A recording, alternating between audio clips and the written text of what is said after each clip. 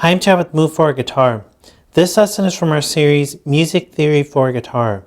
In this lesson, we're going to take an in-depth look at the Dorian mode. First off, if you like the diagrams for everything in this series, including the diagrams for this lesson, you can download our free e-guide, Music Theory for Guitar. And this e-guide will be something that you can study and use as a reference for years to come. And like I said, it's free, so there's no reason not to just go download it. This is part 5.5 from our series, Music Theory for Guitar. If you'd like to go back and start at the beginning, you can click the link on the screen. So in the last lesson, we looked at the first mode of the major scale, which is the Ionian mode. In this lesson, we're going to look at the second mode of the major scale, which is the Dorian mode. And we're going to look at everything in parallel, which if you watched the lesson about modes in parallel, you understand what it means. And if you forgot or you didn't watch that lesson, it just means that we're going to look at all the modes starting with the same root, which we're going to look at them in G just because it falls in a nice place on the neck. We're not going to look at them in the same key, so everything is going to have the root of G, and that's going to really help us be able to see the differences between all these modes. So to get to the second mode of the major scale from the first, so the first is the major scale, which is Ionian mode. To get to the Dorian mode, which is the second mode, you're going to lower the thirds half a step to a flat 3 and lower the sevenths half a step to a flat 7. So you know that the Ionian mode is just root 2, 3, 4, 5, 6, 7. The Dorian mode is just taking the 3 and the 7 and lowering it half a step. So the Dorian mode is root flat 3, 4, 5, 6, flat 7. That's the difference between the Ionian mode and the Dorian mode. And I just want to point this out to be clear in case you're not sure. You don't need to learn new patterns when you're playing the modes of the major scale. The patterns are the exact same as what you got for the major scale. For example, here's the major scale in G, the Ionian mode. Here's pattern number 1. If we were to look at the Dorian mode in the key of G, the Dorian mode just starts on pattern number 2. So you can see this is the shape of pattern number 2. Pattern number 1, this would be in the key of F because G Dorian, its parent major scale is F. Pattern number 1 would be right here. So the only thing that's changing is the interval names because we've changed where the root is, but the patterns, the fingerings of these patterns stay the same. So you don't think that you have to learn new patterns for every mode that you learn. You just keep the exact same patterns that you learned for the major scale. It's just that your root changes, so all your intervals change to match your new root. But your fingers are going to do the same thing. You just start on the second note of the major scale if you're on the Dorian mode, and that becomes pattern 1 now instead of pattern 2, which it was when it was part of the major scale. So again, the Dorian mode is root 2, flat 3, 4, 5, 6, flat 7. And it has a flat 3 and a flat 7, so you know that that creates a minor mode or a minor scale or a minor triad. And then if you add the 7 in, it creates a minor 7 chord. You know all that from when we were going over the 1 chord, the 2 chord, and so on. Now we're just calling them by their names, by their mode names. And the Dorian mode is considered a jazzy minor mode. It's a minor mode, meaning it's a minor scale, minor tonality, except that it's the only one that has this major 6 in it, so it has a brighter sound than the other minor modes. And it's used all the time in jazz. It's used a lot in blues, more advanced blues. So if you're into those styles at all, or even funk and stuff, if you're into any of those styles, this is one that you'll probably use all the time. Because when you come across a minor 7 chord, if it's just by itself, if it's just a minor 7 chord looping over and over, for example, if we came across a G minor 7 and there were no other chords around it, meaning it wasn't in a chord progression, you just had a G minor 7 vamp looping, you could choose any of the minor modes to solo over this. And if you like the jazzy type sound, Dorian is a really good option. It's going to create that jazzy type of sound. But we'll get more into that in later lessons. So unlike the Ionian mode, the Dorian mode doesn't have any avoid notes. And as you'll remember, avoid note didn't mean not to play it. It just meant that you want to be really careful about landing on it because it's a really dissonant interval. But the Dorian mode doesn't have any. There's intervals that are going to be the strongest, which are always going to be your chord tones, the root 3, 5. and then flat 7 if you're playing over a minor 7. So those are always going to be your strongest intervals that are going to sound the best, especially your root flat 3 5 over any minor type of chord. But with the Dorian mode, you don't have any that you can't really land on. But again, you're just going to have to use your ears, and the best way to do this is take a G minor 7 chord, a G minor chord, or any key, just play the mode in the same key. So if you're playing over a C minor or a C minor 7 chord, play the C Dorian mode. And just play it really slowly over the chord and listen to what each of the intervals sounds like, and which ones sound strongest to you and which ones sound weakest, and which add the most color or which are more vanilla, meaning that they're not adding a lot of color but they're really stable. And your root flat 3 5, I can tell you now, are going to be your most stable and also your most vanilla, meaning they're not going to add that much color.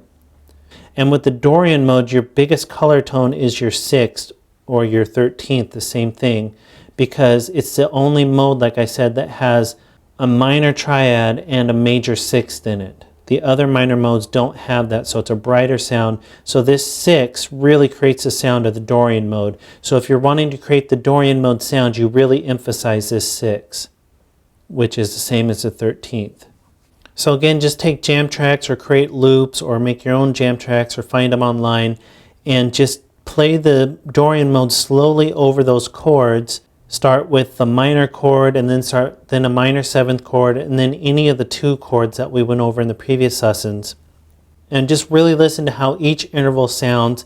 And once that sounds in your head really well, then you can start improvising, just start mixing up the notes and start trying to create melodies and find melodies that you think sound good playing over those chords.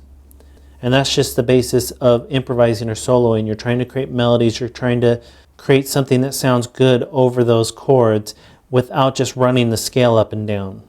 And like I said, I'll have a course that actually shows more of this and gives you the jam tracks, but for now the best way to do it is just find the jam tracks or create them and play the scale slowly over the jam tracks and then just start mixing it up and trying to create melodies. And I just want to backtrack for 1 second. I meant to mention it earlier. I told you previously that we're looking at everything in parallel, meaning that everything is going to have a G root. And then we're just going to build from there.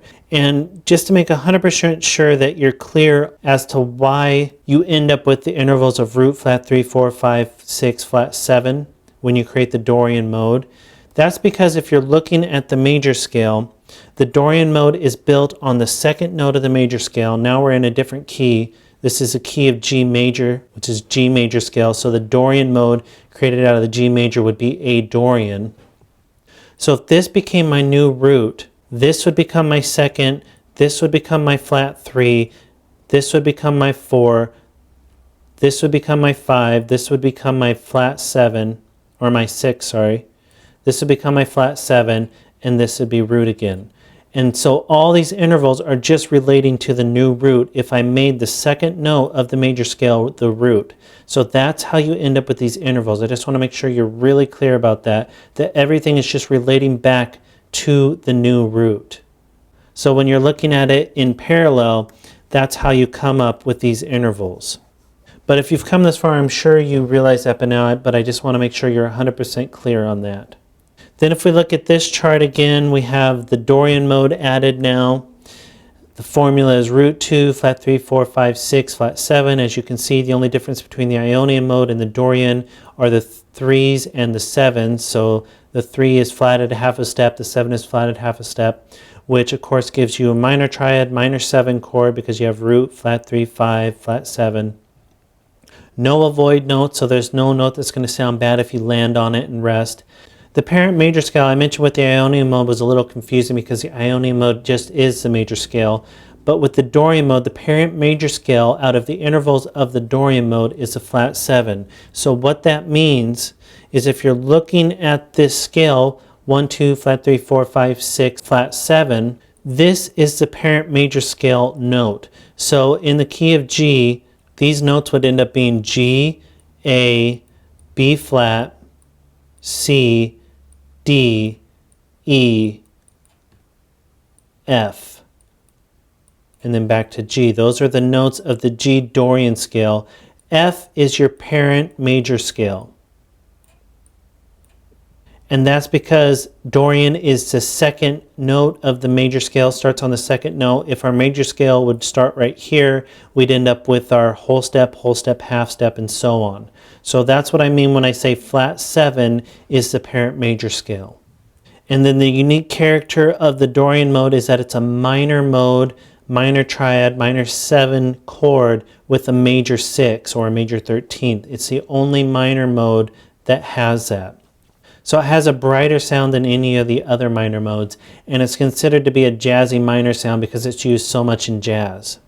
So now we have this diagram again, which it should make more sense as to why I'm showing it now that we're on the second mode, and that's because I've rearranged it so that the Dorian mode is the root now. So everything in the light gray is the Dorian mode, which is the second note of the major scale. So now the order, if you're comparing it to the major scale, would be 2, 3, 4, 5, 6, 7, 1, back to 2.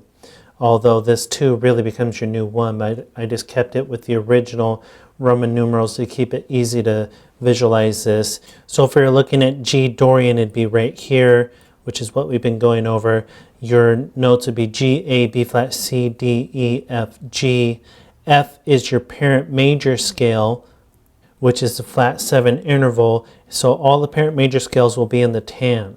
So you quickly be able to see that G Dorian, what the notes are and where your parent major scale is.